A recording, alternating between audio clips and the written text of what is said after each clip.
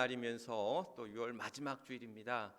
주의 전에 오신 여러분들 주님의 이름으로 환영하고 또 축복합니다. 우리 앞 옆에 계신 분들과 함께 인사 나누시죠. 사랑합니다. 또 감사합니다. 또 축복합니다.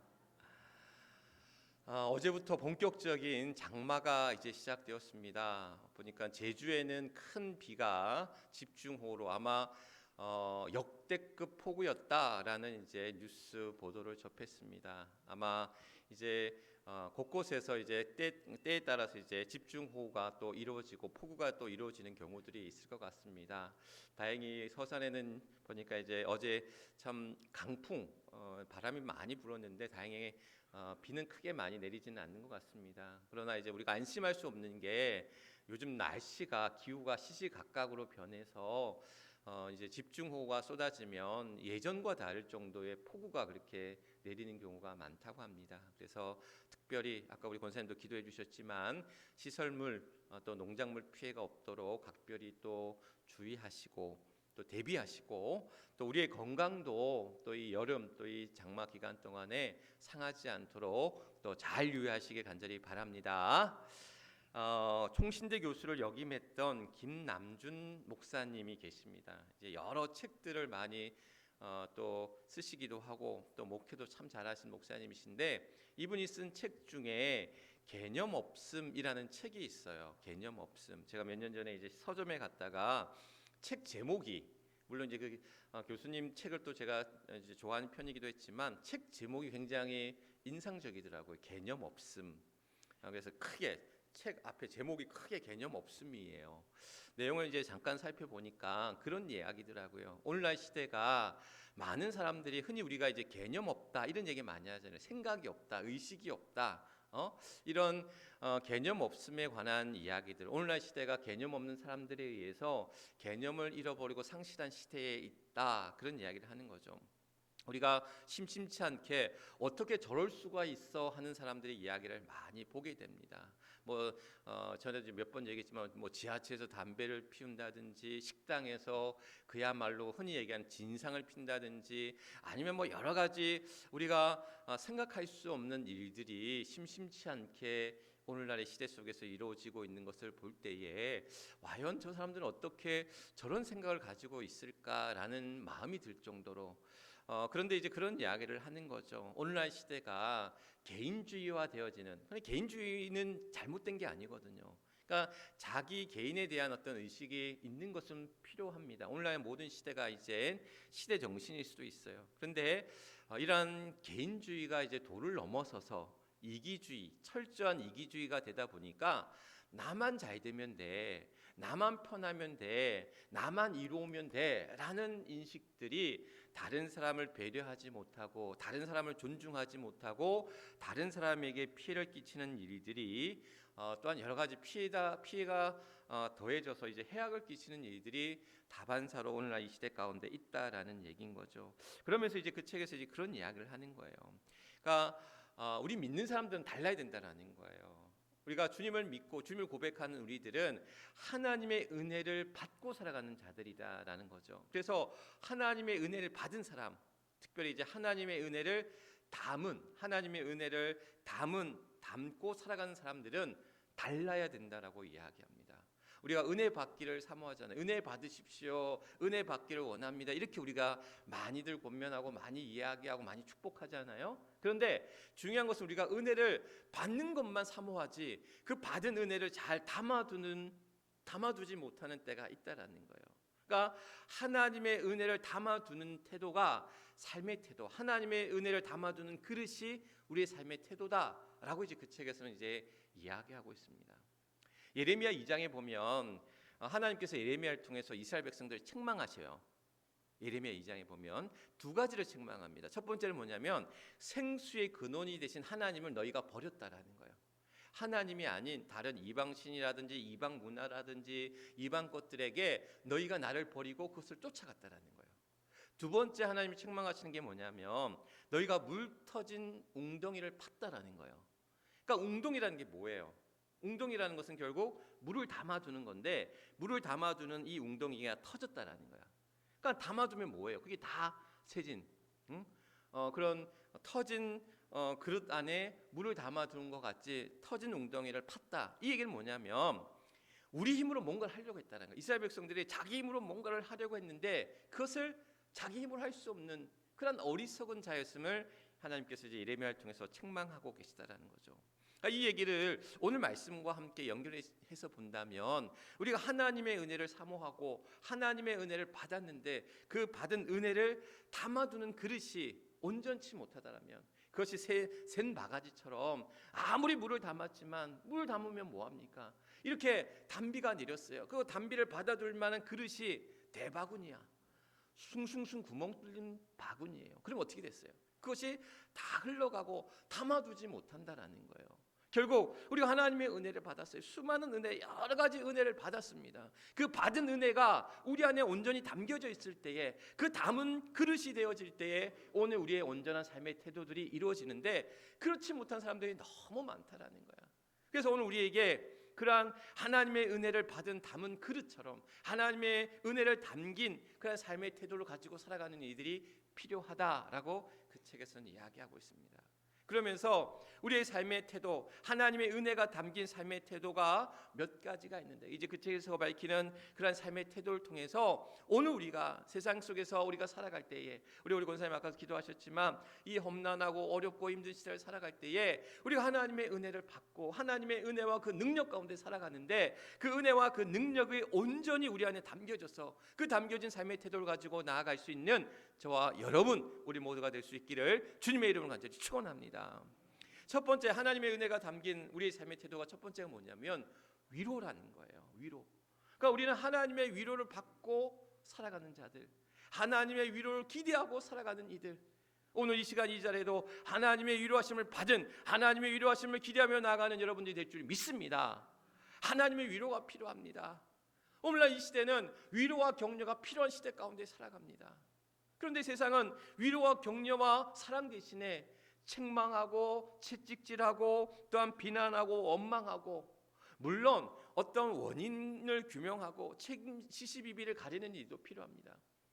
지난주에 또 큰 사고가 있었잖아요. 화성에서 이제 배터리 공장에서 큰 화재로 인해서 많은 생명이 잃는 그런 큰 사고 가운데 특별히 이제 또 해외 이주 노동자들이 이제 근로자들이 이제 큰 피해를 입고 많은 사상자를 냈는데 그런 안타까운 소식들을 접할 때마다 뭐가 잘못됐고 누가 잘못됐고 분명히 원인 규명은 필요합니다. 앞으로는 그런 일들이 재발되지 않도록 그런 방지하는 일들이 필요하기 때문에 그런데 제일 먼저 중요한 것은 뭐냐? 위로함이 필요하다라는 거예요. 가족을 잃은 그러한 상처받은 유족들과 또한 아픈 이들, 어려운 이들, 살아남은 이들에게도 큰 아픔이다라는 여겨져요.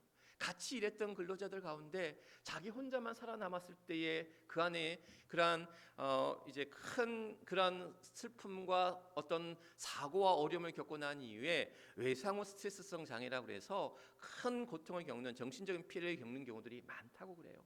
그러니까 많은 그러한 상처 입고 슬픔 당하고 어려운 이들을 위한 위로와 격려와 사랑이 필요하다. 먼저 위로함이 필요하다라는 사실이라는 거죠. 한 권사님이 계셨어요. 엄한 아버지 밑에서 어찌 보면 참 구박받고 또 이 딸이다 보니까 옛날엔 그랬잖아요. 아들만 최고고 딸은 여러 가지 면에서 참 어려움 당하고 그런 뒷전에 있는 또 엄한 아버지 밑에서 참 힘들게 자라온 권사님이 신앙생활을 하면서 자신에게 있어서의 아버지의 이미지는 늘 무서운 존재, 혼내는 존재, 또한 나를 책망하고 그런 심판하는 그런 하나님의 어떤 이미지로 이제 다가섰는데 하나님을 만나고 하나님을 인격적으로 만난 이후에 이 권사님의 고백 가운데 하나님은 나를 위로하시는 하나님이시구나. 나를 이렇게 힘든 세상 속에서 어려운 세상 속에서 고난받고 어려움 가운데 있는 나를 그냥 위로해 주시고 괜찮다 내게 힘 주시고 격려하시고 이끌어 주시는 하나님. 물론 하나님의 책망과 하나님의 채찍과 하나님의 심판이 있죠. 그러한 결산의 날 그날까지 오늘 우리의 주어진 삶을 향해 우리는 최선을 다할 때에 그런 심판하시고 책망하시는 하나님이시지만 그런 내가 넘어져 좌절하고 절망하지 아니하도록 나를 끌어내시고 나를 이끌어내시고 나를 인도하시고 나를 붙드시는 하나님이시라는 거예요. 아멘. 하나님의 위로하심이 여러분들과 함께 하시기에 주님의 이름으로 간절히 축원합니다. 마태복음 5장 4절 말씀에 애통하는 자가 복이 있나니 저가 뭘 받을 것이다? 위로를 받을 것이다. 애통한 자를 하나님께서 위로하신다고 했습니다. 시편 37편 말씀에 보면 여호와께서 사람의 걸음을 정하시고 그 길을 기뻐하시나니 저는 넘어지나 아주 엎드러지지 아니함은 여호와께서 손으로 붙드심이로다. 우리는 걸어가다 넘어질 수 있어요. 걸어다 자빠질 수 있어요. 그러나 우리의 손을 붙드시는 여호와 하나님께서 내 손을 붙들어 세우시고 나를 일어 세우신다라는 거예요. 시편 40편 말씀에서도 나를 기가 막힐 웅덩이와 수렁에서 끌어올리시고 내 발을 반석 위에 두사 내 걸음을 견고하게 하셨도다. 내가 때로는 그 장애물에 또한 걸림돌에 넘어지고 심지어 웅덩이에 빠지고 심지어 헤매고 방하는 그런 나를 어떻게 끌어내시고 내 걸음을 견고하게 붙드시는 여호와 하나님이시다라는 사실. 오늘 우리의 손을 붙잡으시고 오늘 우리를 위로하시고 나를 건져내시고 내 걸음을 견고하게 하시는 하나님의 위로하심이 하나님의 능력이 우리 안에 임하시길 주님의 이름으로 간절히 축원합니다. 오늘 이 시간 이 자리에도 하나님의 위로하심이 필요한 이들이 많이 있습니다. 하나님의 위로하심을 기대하고 이 자리에 나온 여러분들이 많이 있습니다. 아픈 분들, 또한 어려움에 처한 이들, 가정의 문제 가운데 있는 이들, 직장의 문제, 재정의 문제 가운데 있는 이들, 또한 질병의 문제 가운데 있는 이들, 많은 어려움 앞에서 하나님의 위로하심이, 하나님의 격려가, 하나님의 사랑이, 하나님의 능력이 오늘도 임하기를 소망하며 이 자리에 나온 여러분들이 있을 줄 믿습니다. 하나님은 여러분들 함께 하십니다. 하나님이 여러분들이 손을 붙잡으시고 여러분들의 걸음을 견고하게 하시고 여러분들 위로하시고 여러분들을 붙드시는 그 은혜가 오늘 우리 가운데 함께 하시길 주님의 이름으로 간절히 축원합니다. 지난주에 제가 아는 원로 장로님이 소천하셨어요. 올해로 99이 되셨어요. 식사를 잘 하시고 이제 근처에 사는 따님이 오셔서 이제 같이 이제 운동을 한다고 아파트 지하로 이렇게 모시고 가서 한 바퀴 잘 도시고 이제 정자에 잠깐 쉬셨는데 따님이 잠깐 어디 간 사이에 정자에 앉아서 이렇게 쉬고 계시다가 스르륵 가신 거예요. 그런데 이 장로님이 늘 세 가지 기도 제목을 가지고 있으셨대요. 가족들에게 또 이제 그 기도의 제목을 이야기하시면서 첫 번째가 뭐냐면 치매에 걸리지 않게 해달라고 하나님 앞에 기도했대요. 두 번째 기도는 뭐냐면 96 되신 그 부인 권사님이 계셨어요. 근데 부인 권사님은 또 파킨슨氏병으로 이렇게 좀 많이 거동이 불편하신 상황이었는데 마음 가운데는 먼저 가게 해달라고 기도하셨대요. 연세가 또 많으시니까.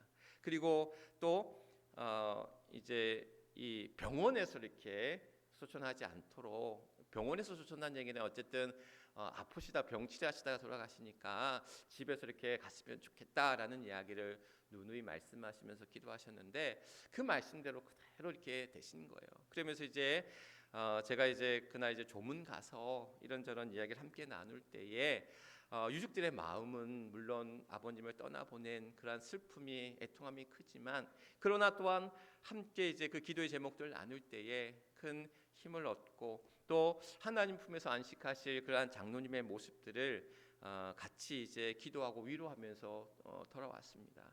저에게는 참 의미 있는 또 참 존경할 만한 그러한 장로님이셨고 또 많은 저에게 어떻게 보면 참 큰 어른 같은 장로님이셨어요. 또 많이 사랑해 주셨고 또 많이 이렇게 힘이 되어 주셨던 장로님이시기도 하셨습니다. 제가 목회할 때 그러면서 이제 제가 이제 서울에서 이제 부목사로 있을 때 15년 동안 이제 제가 참 기억에 남는 것 중에 하나가 뭐냐면 성탄절 아침이면 꼭 케이크 하나를 들고 오셨어요. 케이크 하나를 들고 오셔서 우리 아이들 먹으라고 이렇게 주는 거예요. 15년 동안 한결같이 성탄절 아침이면 예배를 드리잖아요. 그리고 이제 저희가 내려온 이후에는 그 며느님 되시는 이제 권사님 통해서 매년 성탄 선물을 또 우리 아이들 위해서 이렇게 보내주고 계셔요.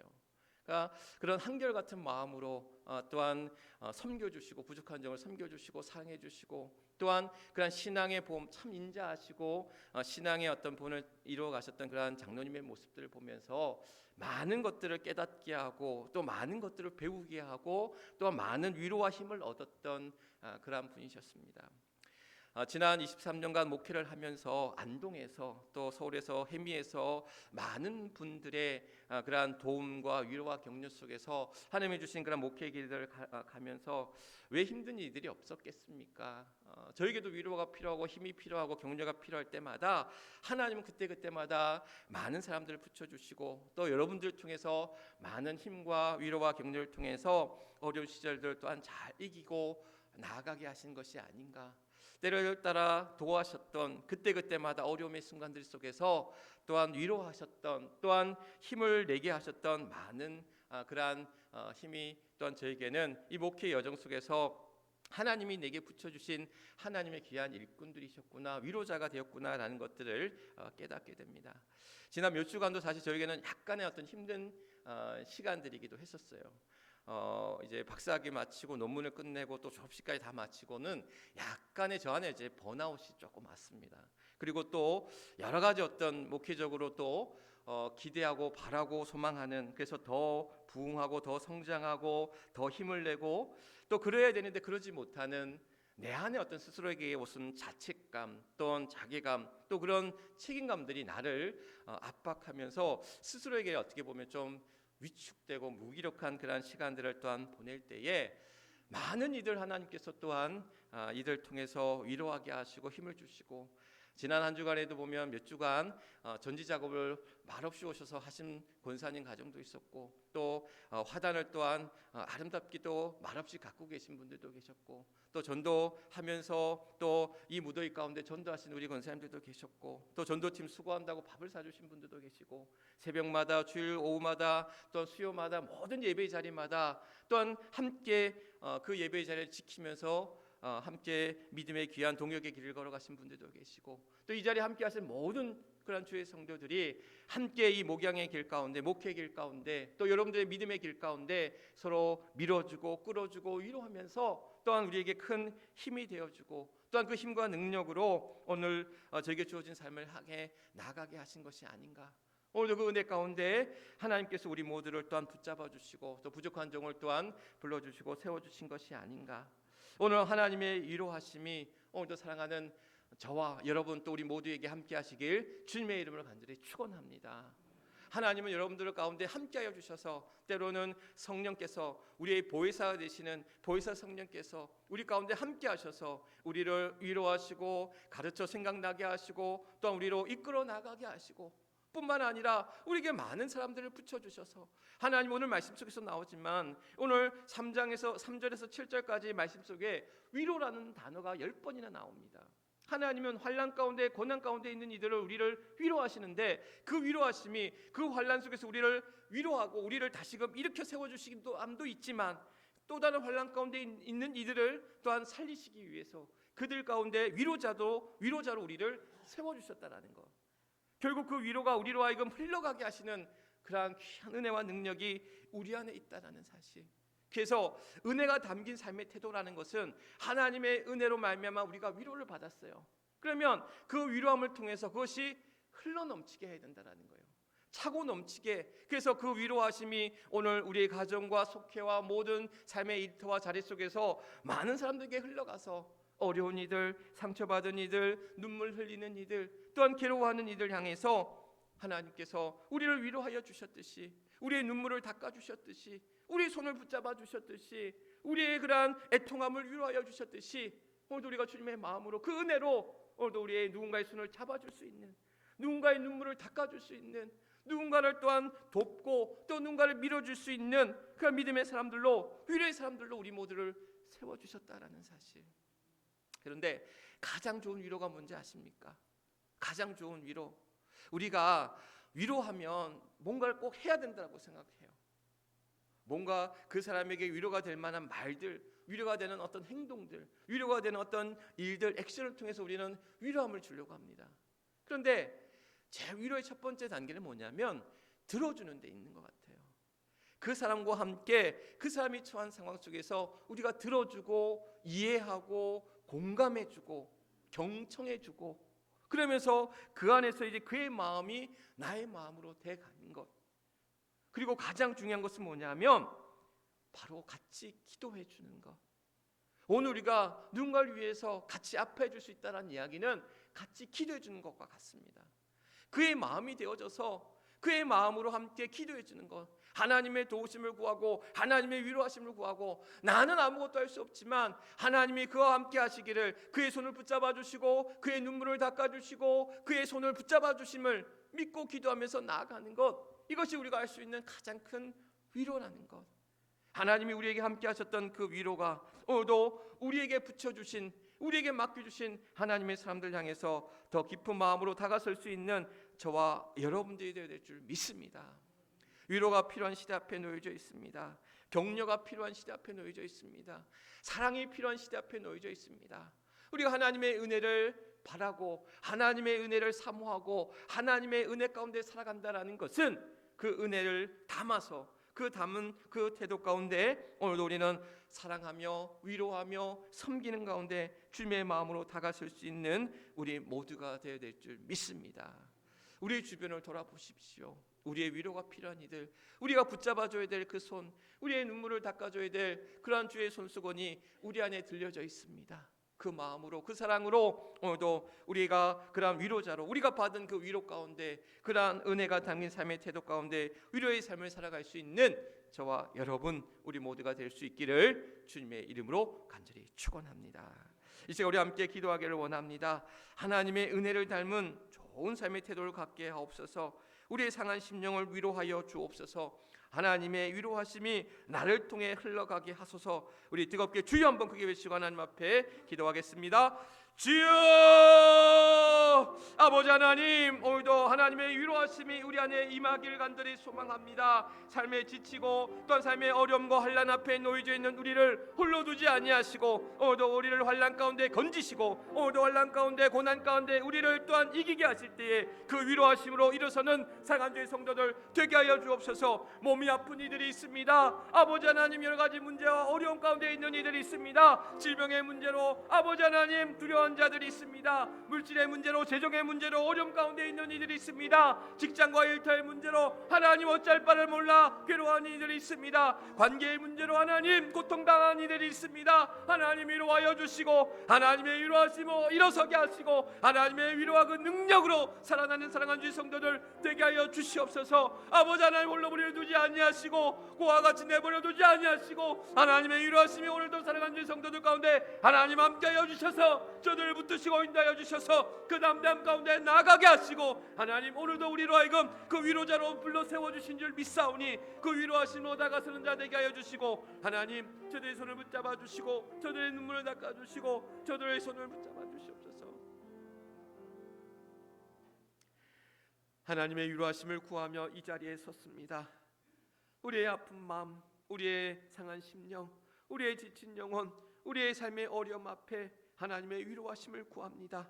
오늘도 하나님께서 우리 모두를 아시고 우리의 형편도 아시고 우리의 사정도 아시고 우리의 필요도 아시고 오늘 하나님의 그 위로하심으로 사랑하는 주의 성도들을 붙잡아 주실 때에 주님 저들의 아픈 몸과 마음을 위로하여 주시고 저들의 눈물을 닦아 주시고 저들의 손을 붙잡아 주시고 저들을 또한 구덩이에서 건져 주시고 저들의 삶의 괴로움 속에서 이기게 하실 줄 믿사오니 오늘도 그 믿음으로 나아갑니다. 그 위로하심과 그 능력으로 나아갑니다. 뿐만 아니라 오늘도 우리가 하나님의 은혜와 그 위로를 받은 자들로서 그 은혜가 또한 담긴 삶의 태도 가운데 위로자가 되게 하여 주시고 베풀고 나누고 섬기는 가운데 밀어주고 끌어주는 가운데 저들의 손을 붙잡는 자 되게 하시고 저들의 눈물을 닦아주는 자 되게 하여 주시고 또한 저들을 돕는 자 되게 하여 주셔서 오늘 하나님 그 위로하심 가운데 우리의 삶의 모든 자들이 모든 자리자리들마다 하나님의 천국이 이루어져 나가는 복된 삶을 살아가는 우리 에미제일교회 모든 주의 성도들 되게 하여 주시옵소서. 모든 것 하나님 앞에 의탁하며 우리의 위로자가 되시는 우리 주 예수 그리스도 이름 받들어 간절히 기도드리옵나이다. 아멘. 아멘. 우리 주신 말씀 기억